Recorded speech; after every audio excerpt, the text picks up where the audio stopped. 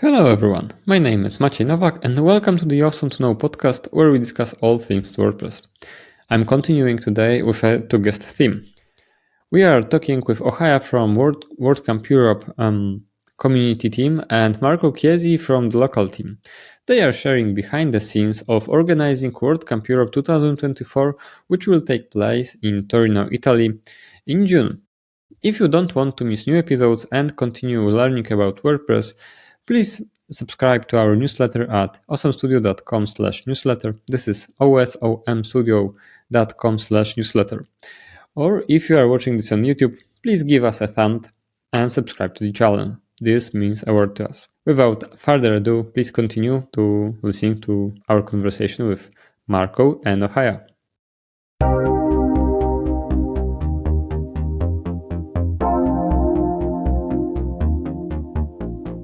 Hey everyone, it's good to have you here. We're glad you decided to tune in for this episode of the Osom To Know podcast. Hello, Ohia. Hello, Marco. How are you today? Hi. Good. All good, thank you. Thank you very much for making the time to join the podcast. And today we will be talking about WordCamp Europe, how to organize an event of this scale. I'm super interested into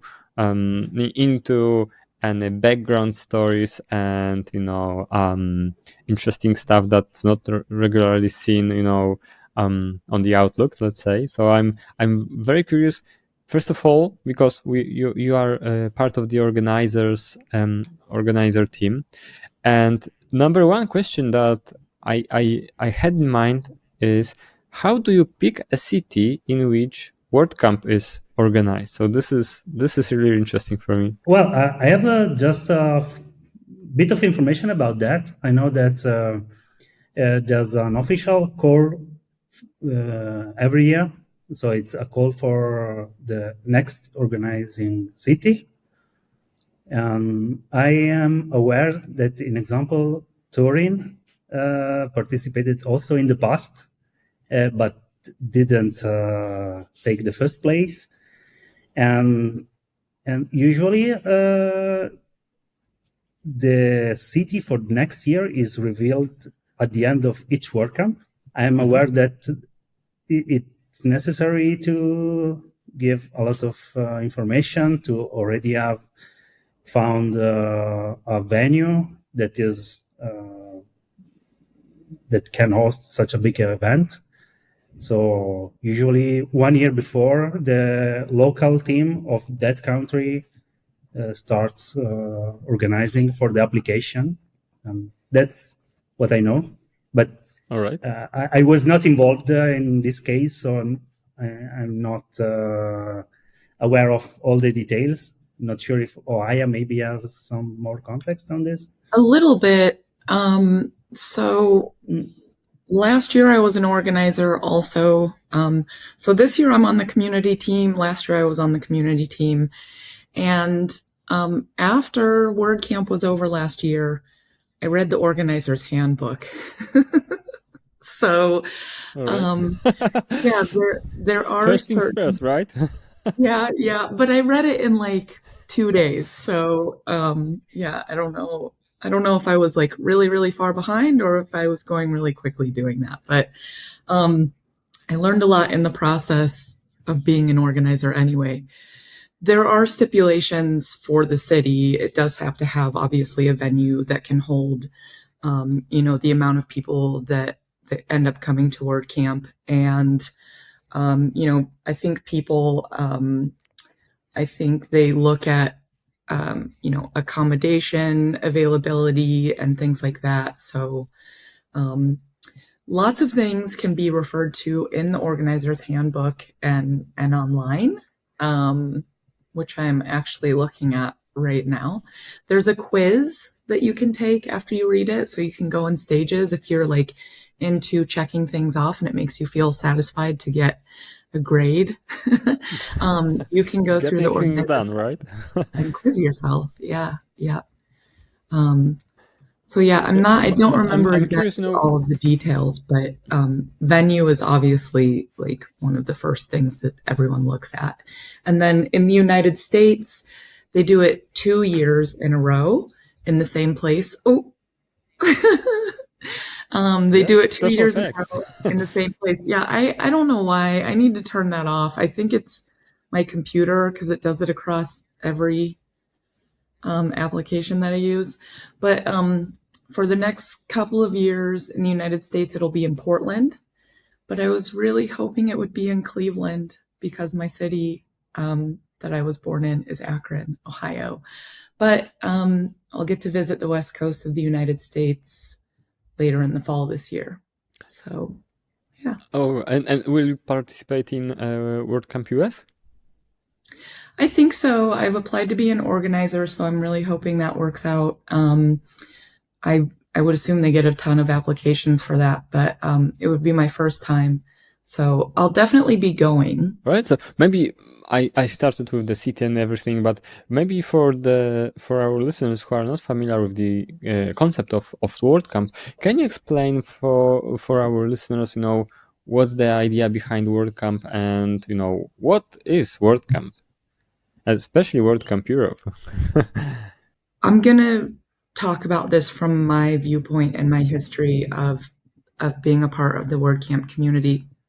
In 2012, I went to a WordCamp in Atlanta, Georgia, and I had been using WordPress at that point for a couple of years, and I was just really kind of unaware of what the community aspect of it was, and I went to some workshops, and I didn't realize, it didn't soak in how special it was.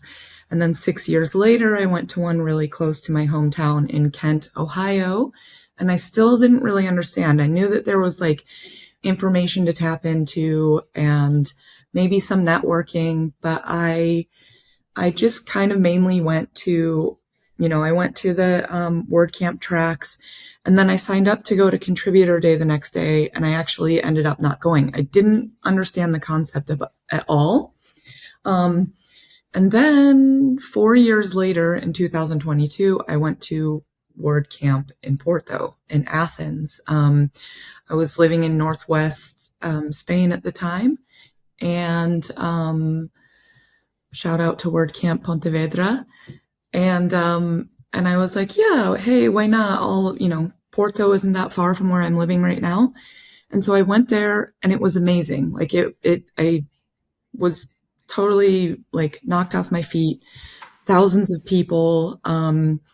And I still really didn't understand the concept of Contributor Day, but I could see that this was something bigger and super connected. And there were a lot of really, really welcoming people. I met and a lot of new people and made a lot of new friends. And, that situation can be kind of scary. If your first WordCamp, or like if you're going to a flagship WordCamp for a first time, it can be really overwhelming. But I felt like everyone there really, really wanted newcomers to be comfortable. They really wanted me to understand what was going on. And everyone was really helpful. I think that's one of the things about WordPress and being open source is that, people aren't guarding information. There seems to be less of a hierarchy or elitists in our community, and people want you to learn. So saying something out loud or suggesting something on a ticket or a thread that people have already talked about before, or that might not make sense, is okay, because new ideas are coming from everywhere all the time.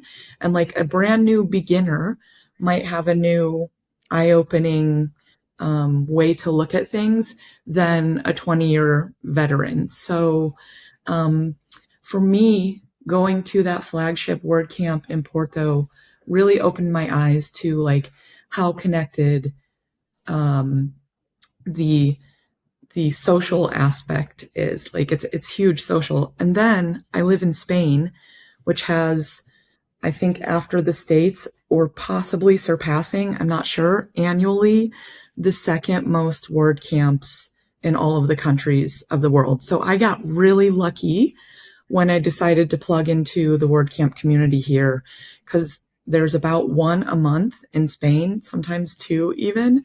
Wow. And I just kept going and going. And I have made friends that I know that I'll have for a lifetime. And I have friends that will help me with things. You know, I can tweet someone or direct message someone and people want to help. And I obviously try not to abuse that because I know we all make our livings doing this stuff. But there's always somebody like ready to help me look at a problem. Yeah. That's amazing. That's amazing. I think we share the same, maybe not debut, but the WordCamp Porto was also first for me. Like national, sorry, like the big WordCamp, right? So this was the first one, the first one big because it was one in our city where we where I visited first, right? But then there was pandemics, and then there was WordCamp Porto, and everyone was so thirsty for events, meetings, and I think this added to the success of this event because I also was blown away by that. Marco, I'm very curious about your story. You know, how, first of all, you know, even why are you on board? Why are you spending time doing this stuff you are doing? All right, it's a ton of time to sacrifice of your own personal time. So you know, you are volunteers. Why are you doing this, Marco? Can you tell a little bit of your story? Yeah. By the way, I've quite a similar story because I've been using WordPress since 2010, more or less. But for a long time, I basically contributed something, but only online and without participating into the community. And then in 2016, I attended my first WordCamp, which was a flagship WordCamp. It was WordCamp Europe in Vienna. And I was blown away by that event. So after that, I started to participate in all the WordCamps that I could. And at that time, also Italy was quite active in terms of community. We had like 5 or 6 WordCamps each year, which is quite a lot. So I started going to basically all the Italian WordCamps. And in the upcoming years, I also went again to WordCamp Europe in Belgrade and also in Berlin, and also some other WordCamps outside of Italy, like WordCamp London. And at some point, I also started to apply as a speaker in WordCamps. So I think I've done like 6 or 7 speeches in various WordCamps. And so my involvement in the community increased, and I also started a local meetup, which is basically a small version of a WordCamp in local cities. And so before the pandemic, for like 1 year and a half, I've been an organizer of my local meetup. And at some point, I wanted to jump on the other side of the organization, and so I applied to be an organizer.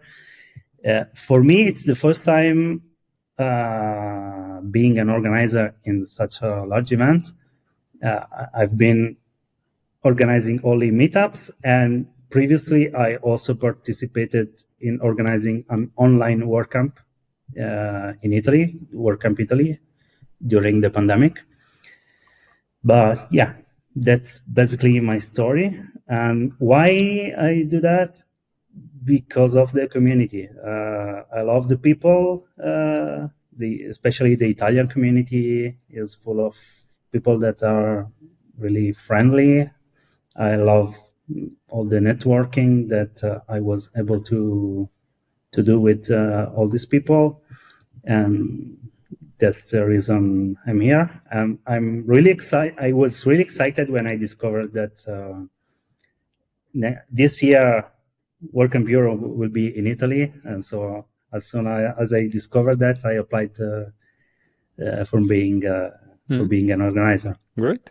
And so since this is in Italy, so is it like the local community is presenting the project to do given WordCamp Europe in the city from that country? Because it's all volunteer based, right? So who is the spark that decides, okay, this year we are doing, petitioning to have it in given country, given city, right? So is it like, I'm curious because the spark has to come from somewhere, and who is the spark in this case? Because the WordCamp Europe lands in Italy, so Yeah, how well, does it work? the community in the city of Turin is pretty active. So I'm not from that city, but they run a meetup. They've been running it for a long time, and also they organize a local WordCamp every year, and it's probably one of the most famous WordCamps in Italy. But there's a lot of collaboration also with people from other cities. So when it was the time to choose which city would be the best to apply as Italian community, there was some discussion, and basically all the people agreed that Turin was the best candidate that we could present. How many people are you expecting this year? Because I remember it's like a couple of thousand every year, and I'm curious, I heard the number 3,500 buzzing around, but also for last year. I also feel like I heard that number for Porto. I think because Italy is so centrally located, we may see more people than last year. It's possible. But yeah, I would say around 3,000 to 4,000 people should be expected. Yeah. Massive. It's a lot. It's really a lot. And how are the teams organized? Because you are on a community team. Marco, which team are you coming from? I'm from the local team. Okay. Even if I'm remote. Yeah, because you are in local team, but working remotely, right? Yeah, it's a bit of a paradox, but yeah, I'm a remote member of the local team. All right. Yeah. So what are your duties? What's your daily operations in terms of not your daily job, but rather what are your daily operations in terms of organizing the event? Marco, what does the local team do? Try. Yeah, exactly. What are you guys even doing? Well, actually, we have weekly meetings, and we discuss the things that we need to do. And then, by the way, we are a small team. We are just 4 people. 3 are located in Turin, and I am remote, as I said. And so our team lead, Laura, manages most of the things and gives us some assignment for the week, which in my case is mainly to contact some external sources to get information and things like that. At the moment, our main responsibilities is to collect estimates and quotes for services like the services in the venue, like catering, and also provide information about local providers, in example for the merchandise and things like that.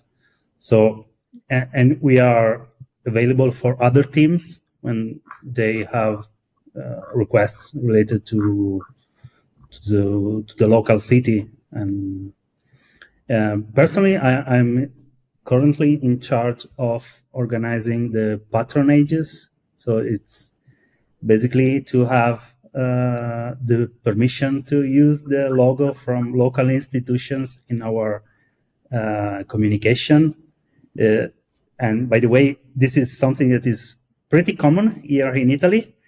But talking with other organizers, we discovered that it's not that common in other countries to have the logo from the city. Or we were also thinking about asking the European Commission for that patronage, since it's a European level event.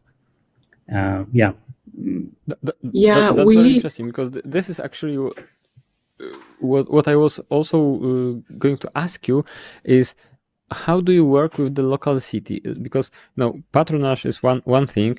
The city gives a logo, but what kind of support can you count on from the city? And is this a scale of the event where city is interested in, I don't know, participating, supporting, making your life easier? How does it work? Yes. Also, we are in touch with the local tourism office that is giving us a lot of support in terms of information and tourist materials that we could use for the website. And our team is also writing some articles about the city that we will give to the communication team to be published. And so, right. Yeah. Right. And what would be the role of potential, cooperation with European Commission? What would you count on from their patronage? Well, I expect that they will just give the permission to use their logo and maybe give us some exposure in some of their public channels. But okay. Yeah, this is still ongoing, so I don't know exactly what to expect at the moment. Okay.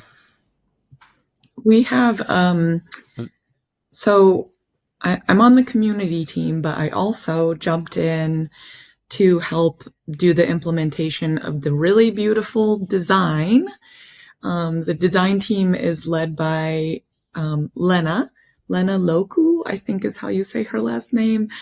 And I'm helping to put the face on everything that goes on a website. And we're in the works. It's been a couple days since we started getting everything together, and we have added Turismo Torino e Provincia since 1997. So their logo isn't on the footer because they did give us, some substantial support. And I'm not exactly sure how that works, like if it's put toward the venue or something like that. But definitely want to shout out to Torino that they are supporting this event. Yeah. Mm-hmm. Great. Yeah, this is very interesting to know how to cooperate with a city, because so much is going on in a city big as big as Torino, and the city should be well versed in helping such initiatives. So I'm not being in such involved in such event, I was curious what you can count on when you would be, or if you will be organizing such an event.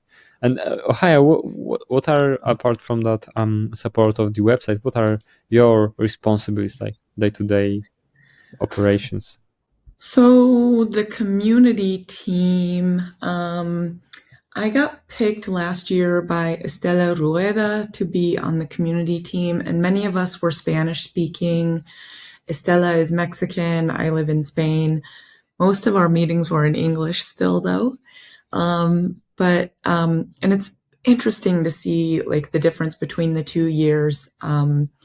But community team is in charge of the wellness track, which Marco's local team will probably have to help us find like yoga mats and someone to lead a yoga class. I think yoga will be included this year. We're also going to do, I think, a tour of Torino. So wellness track. We also do the kids workshop, and we are trying to make sure that we have someone that speaks Italian and English, because we expect like a lot of, local kids to show up. We are in charge of Contributor Day, which is huge. And if you don't know what Contributor Day is, it is when we come together and we contribute to WordPress. We'll have different tables, like for the design team, for support, for plugins, for polyglots. And you learn, for first timers, I would say you really learn the importance of connecting on Slack, having your profile on WordPress.org, and you really learn about how to connect and the importance of the connection. As a first timer in 2022, I didn't really accomplish much, but I started to understand, like, okay, GitHub is used, or there's tickets, or, like, we talk together as a community about what we prefer on this needs design or needs design feedback ticket track, because I went to the design table. So Contributor Day, which is a huge, like, it's a whole day in itself. We find all the table leads for all of the tables. What else do we do? Community booth, which is like, should be the hub of, like, everyone that goes to WordCamp should stop by community booths, take a selfie with us. Last year we had a map, and this year we'll have a map, so you can put like a sticker of where you're from. We are focused this year on sustainability, and so we're really hoping to have someone from Five for the Future in our booth at all times. And Five for the Future is a program that connects people with companies and organizations that want to sponsor your contribution to WordPress. So community booth, it's going to be really fun. We'll have swag there and all kinds of stuff. And what else? Wellness, kids. We make sure all of the side events, so like all of the parties and networking events that aren't organized by us. Let's say like there is, a plugin that sponsors like a party the first night. We make sure that's published onto the website so everybody has access to all the fun and extra activities. I know I'm forgetting stuff. There's like at least 3 more things that our team does. So we're all over the place. That's a lot. We're trying to make sure you guys are having fun. And WordCamp Connect. So important. So we also have, like, in WordPress, there are speakers, there's stages, there's panels. And so a lot of that is you absorbing, right? But WordCamp Connect is sort of a different idea, where it's a bit more of a discussion between the attendees and the people who are like leading the discussion. So this year, like I said, we're focusing on sustainability. We maybe want to have WordCamp Connect, like panel community discussions about, mental health or the environment, or how not to burn out, or, how to find sponsorship. And when I say sponsorship, I mean like you devote 5 or 10 hours of your week every week to making sure that plugins pass so that they can be used, or translating things. And there are companies out there that will sponsor you for that and pay you hourly, or, a flat fee, and you do work. So we're really, Lisa, is the community team leader, and she is all about connecting people and making sure they're feeling sustained. So, yeah. Mm-hmm. I have never heard about WordCamp Connect. Last year it was hidden. That's So it's had a few different names. It was WP Cafe, and then last year it was WP Connect, and we're changing the name because there have been other entities in the world that suddenly pop up with this name, or had the name and we didn't know about it. So it's currently WordCamp Connect, and it's like Word WP Cafe. Last year it was hidden. It was like in a part of the venue that nobody, like we had to have people like bring people to WordCamp Connect. But this year it should either be like in one of the main stage areas or very, very visible. And so, yeah, it's just a bit more intimate. And if you want more of a chance to like ask questions or participate, we just want to provide that space for attendees. And if you still just want to listen and absorb, totally open to that too. But is it like a track? You have main stage and track on the main stage, then you have different stage, track on a different stage, and then there is WordCamp Connect, where there will be speakers, I don't know, open table for a discussion. How does it work, like in real life? Logistically, we're still kind of figuring it out. The space that the venue in Torino is this gigantic space. I haven't been there. There's a venue visit coming up, actually. It's a gigantic space, and there are two closed areas that I hear are quite large.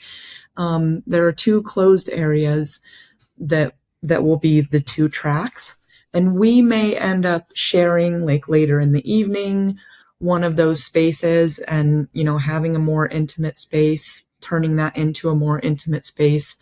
It is kind of like a track. It's kind of like a different track with less, it's just a bit more laid back and open and communal. So, but it is sort of changing and growing, and we're stabilizing exactly how it works, but it does change with the venue every year. We don't have that many closed off smaller areas this year. So we have to go with the flow, which is a lot of WordCamp organizing, go with the flow and just do our best to, provide. I think this track, it's not a track. I shouldn't call it a track, but it kind of is. We're just doing our best to make sure that the attendees and the community like have a good space to participate in WordCamp Connect. Yeah. That's interesting. I have to pay you a visit there because I have never heard about this. Also, I think in Porto there was yoga maybe, but I also haven't seen that. So I'm very curious to know, how are you going to do yoga, during WordCamp? Will be fun to watch or participate even, because I'm on and off for yoga for 10 years now. I would love to see this. I did yoga in Porto, which was nice. It was outside. The weather was nice enough. I don't really remember it being too hot in Porto, actually, so that's great. They had yoga and Tai Chi last year, and they had a hike last year. And this year, I'm not on the wellness subcommittee this year, but I've heard talks of yoga and a tour around the city. And so they're working out the details of like, will that be in an inside space? I would assume it's an inside space because I don't know if we have outside space at the venue, Lingato. But we also, another thing that's really important, and I'm not sure if it must be production's responsibility, but we, thumbs up for production. We also will have a quiet room. Exactly. So, but I don't think that will be used for the yoga. I'm not sure, but there's a quiet room because, 3,000 people can get overwhelming. So if you need to go to a space and just, unplug, there will be that also. I have a life hack for everyone attending a WordCamp. After a couple of hours, because I usually do the hallway track, which is, unofficial track. I spend all of the WordCamp nearly on hallway talking with people, but then I am very overwhelmed, and then I head back to the hotel. I shut down all of the curtains. I do the total blackout of the room.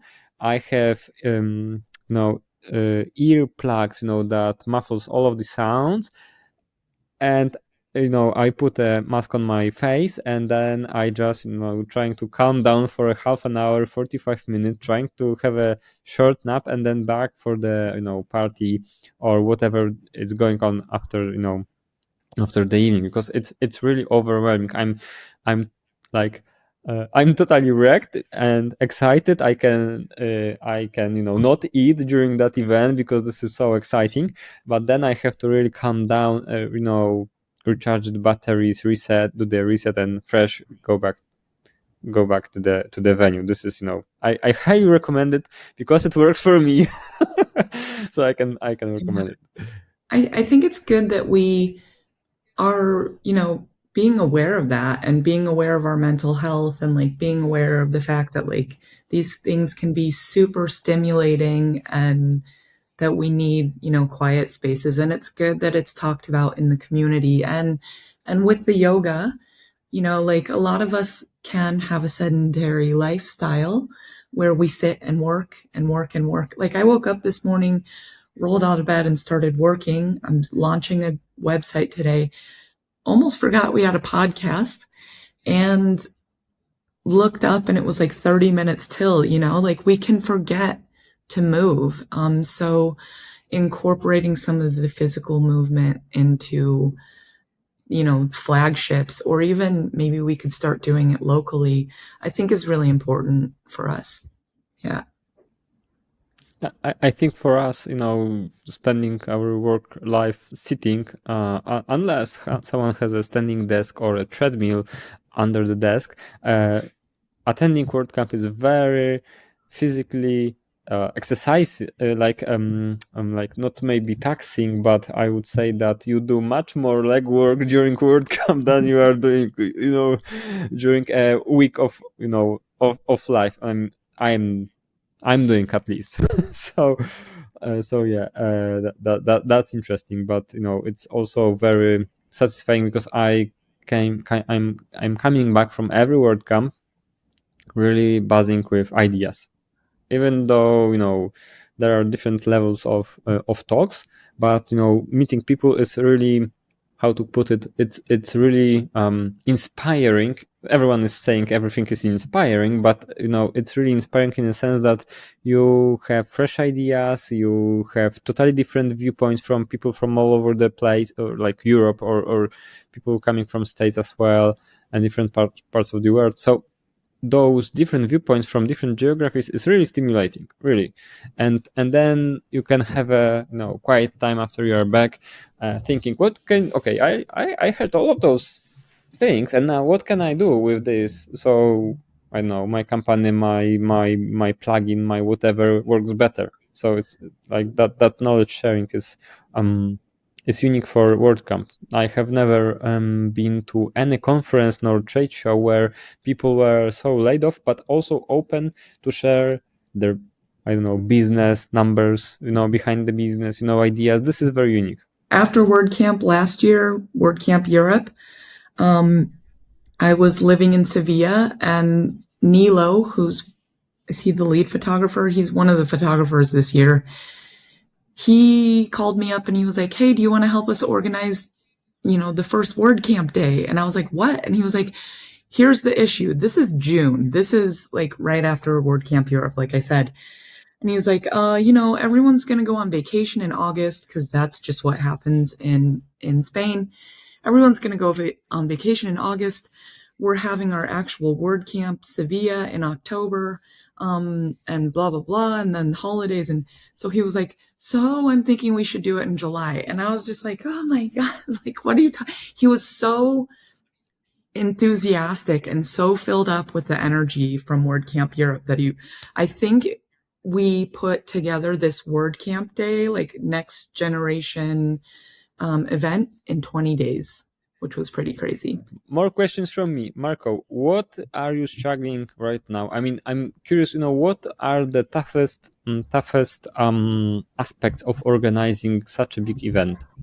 What do you struggle with?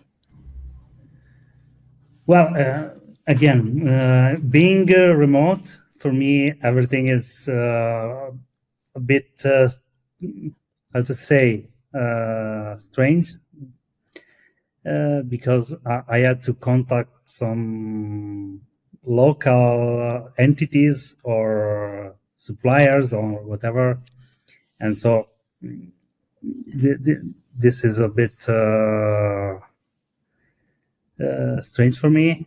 And also for some of the things that we are organizing, when we contact people, it seems that it's too early, because in Italy, most of the small companies don't have a long-term view. So if I go to some local suppliers and I ask something for June, they're not ready to accept or book anything. No way. So, You won't be able to have something booked for June? Like, I don't know, you want to have half a ton of cookies.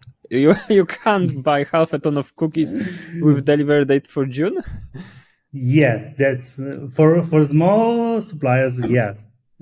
All right, So that's a surprise.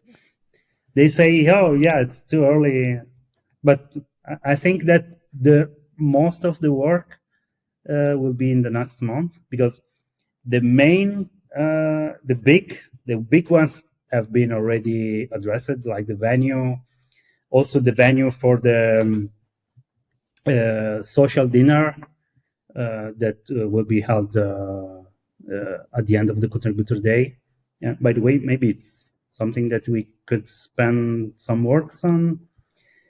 Basically, all the organizers and speakers and sponsor are invited to a social dinner that is sponsored by the WordCamp, and so that's also a good moment to network with other people.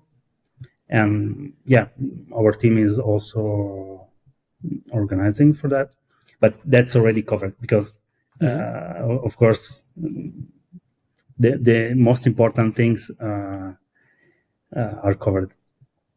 But yeah, at the moment I am not yet in a phase that I feel like I'm struggling, but I expect that it will not last longer, because we are a lot of work is expecting us.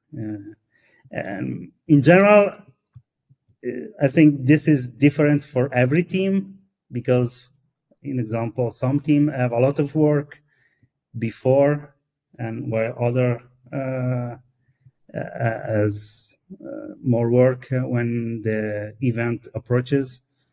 So yeah, so for now everything is good from my perspective. Mm-hmm. Okay, but you really surprised me with the but with the small providers not knowing what they will be doing in 4 months time or 5 months time. So I don't know if I will be baking cookies, but in June. I don't know. Maybe I won't. And Ohio, is there anything you find difficult? I mean, maybe not in your daily work, but is there anything that is difficult to organize, or I don't know, synchronize, because there are so many teams, everyone's or most of the people are working remotely, helping, volunteering, and so on. So anything on this front? Personally, I'm not from here, and I couldn't go to WordCamp last year. I couldn't go to WordCamp Europe last year because I was waiting for a visa. And in that process, you can't leave. Well, you technically are not supposed to go to the other countries in the Schengen area. And I know actually that can be an issue for finding volunteers, speakers. There were a lot of volunteers that didn't come last year because of visa issues. Mm-hmm. So that is one thing that like the volunteer team might have a hard time with, or the content team, which when we talk about WordCamp Europe, when we say content, we mean the content of the tracks and the speakers and the workshops. So just personally for me, I couldn't enjoy it last year because I was in the middle of all of that. I'm still kind of in the middle of it. But we want to make sure that WordCamp Connect is that people get to participate and they understand what it is. So finding the right space for that this year is a bit of a trial right now. And what else? Oh, leaders for Contributor Day.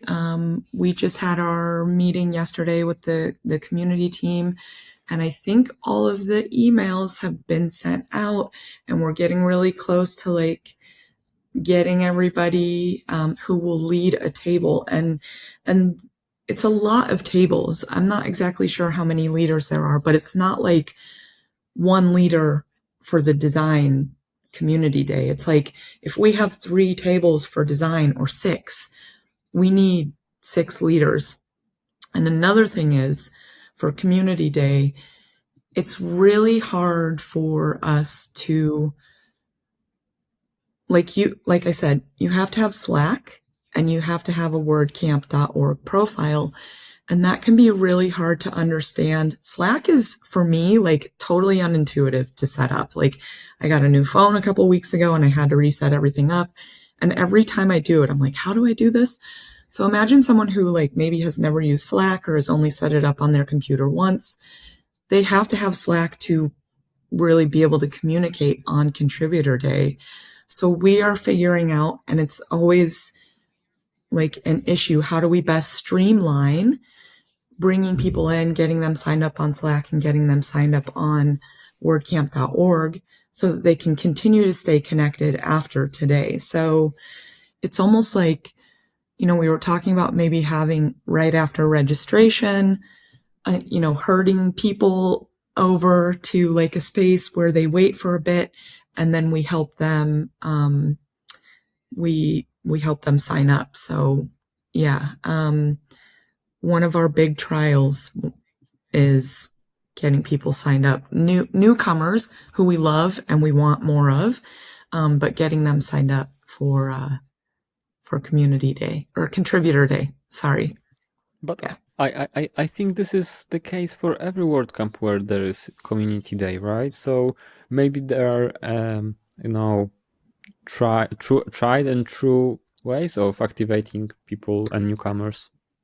It's just at such a scale, we're talking about hundreds of people, if not 1,000, who haven't set this up. And a lot of times you have to, I actually saw Ana Cirujano do it in a really efficient way. We led a design table together at WordCamp Valencia, I think. And she had people come to her computer and type in their email address into her Slack account and then sent an email out directly to their email address. So that was really fast, but I don't know if we can do that at, with hundreds of people at once. So it is always an issue at Contributor Day. And a lot of times at design tables, that's kind of the main thing that you get to do with people. People show up to the design table and they're like, yeah, we're going to talk about the colors of websites or fonts but really we're teaching you the tools that you can use later to contribute to WordPress. So we're teaching you about GitHub tickets. We're looking over tickets. We're making sure people are signed up on Slack and WordCamp.org. I can't say it enough. Like, if you are going to a WordCamp, try to sign up at least and get yourself a WordPress.org, a WordPress.org, a WordPress.org profile, and that'll help start the process of getting Slack and everything you need to contribute on Contributor Day. Yeah. Do you, wild idea, is there like a, there are all sorts of these kind of keyboard shortcuts, lookups and everything like this. So is there a short like instruction that you can follow, before going to WordCamp that would be very easy and intuitive and visually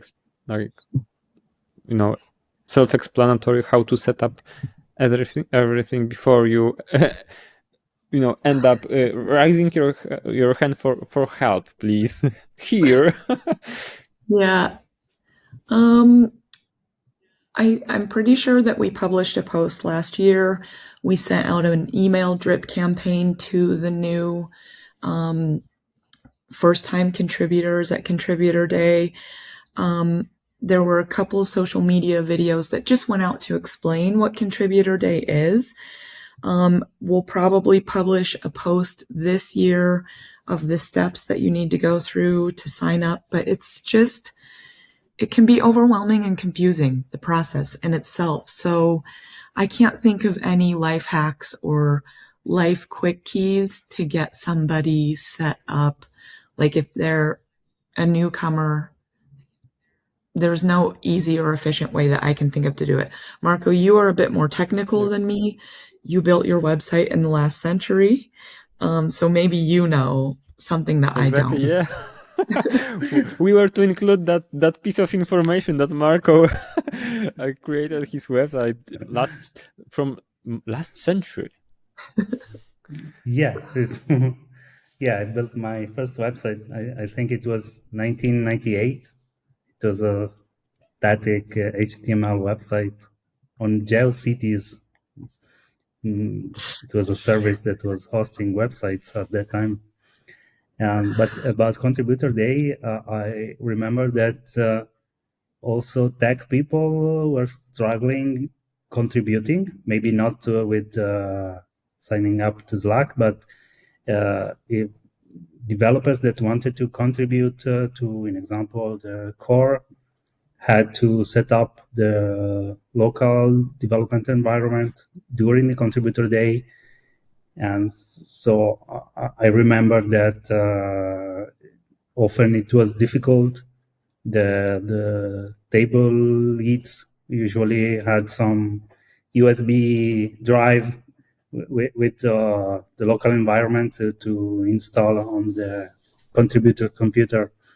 So yeah, the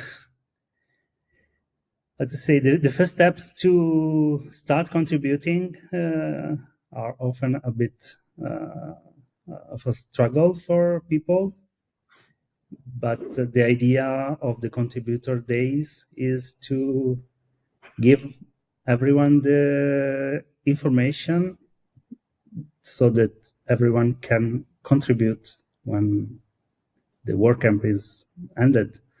And so it's supposed to be just the first step in the contribution. Mm-hmm. Yeah, because it's all open source, so you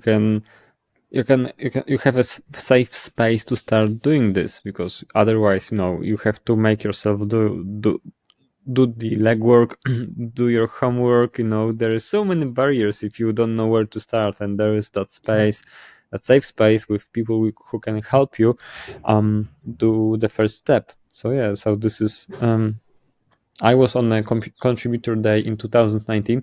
I had no idea what I should be doing, even though I'm technical. So this is very, very strange concept. It's hard to grasp. By the way, I had the same problems with the login, for WordCamp.org. I had no because I'm not hands-on, developer of WordPress, but I said, why not try, right? And this was nightmare. This was total nightmare to get something up. I'm not sure if I contributed at all. So this is tricky. I just remembered my first contributor day, and I'm curious. what are you expecting from this edition? Because you've been to so many WordCamps, you are now co-organizing one of the biggest WordCamps out there. What are your expectations? What are you looking for? For this edition? Well, I've been to many WordCamps, but my last WordCamp Europe was before the pandemic. So I hope to find again that atmosphere of such a big event. And of course, since it's in Italy, which is my country, for me, it's even more significant. And I hope that everyone will be happy and will have a good time. I hope to meet new people, learn new things. That's my expectation, basically. And I hope that all the attendees will experience the same. All right. And you, Ohia? Man, I signed up to be a volunteer in Porto in 2022, and I just got completely sucked into WordCamp world. Like my life has totally changed. And I've volunteered for a lot of things in my life. I'm really glad that I decided to go and was accepted as a volunteer. And through this process of organizing, I've met so many amazing people, and was really excited to meet them in person last year, which I didn't get the chance to do. I've met many people this year at WordCamp Madrid. That was really great. And State of the Word. There were a lot of really awesome people there that I wanted to connect with. But I just can't wait to sort of get even deeper in, strengthen my connections with people that I've been organizing with, because a lot of people, when I say hey, why don't you sign up to organize, or have you ever considered organizing WordCamp Europe? A lot of people are kind of it might be a ton of work, or I don't really have the time. And for me, what I get back in connections and meeting people and stuff like this, it's a total worthwhile payoff. So I just can't wait to go deeper in and make more connections.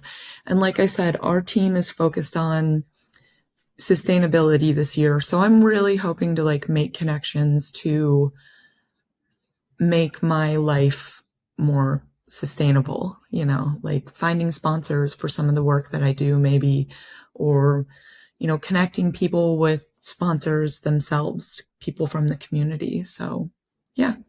Beautiful. Thank you very much for sharing this.